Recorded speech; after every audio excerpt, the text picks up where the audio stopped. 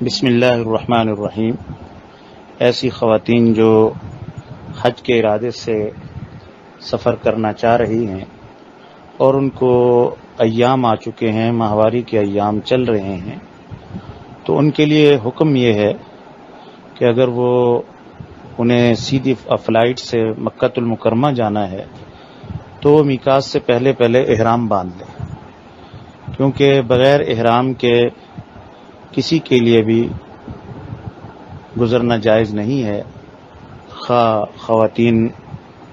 ایام کی حالت میں ہوں، ماہواری کی حالت میں ہوں، اس حال میں بھی احرام باندھا جا سکتا ہے، اور اس میں نماز نہیں پڑھی جائے گی، صرف دعا پڑھ کر اپنے عمرے یا حج کی نیت سے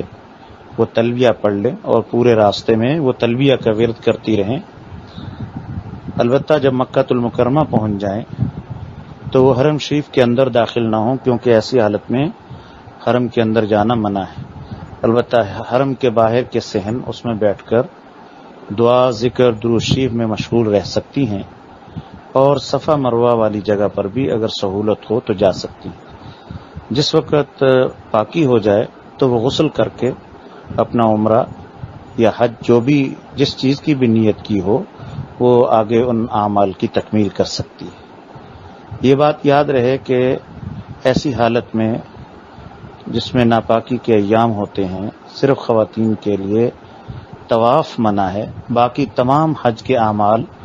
چاہے وقوف عرفہ ہو، منا کا قیام ہو، مزدلفہ ہو یا کنکریاں مارنا، باقی تمام اعمال ان کے انجام دیے جا سکتے ہیں۔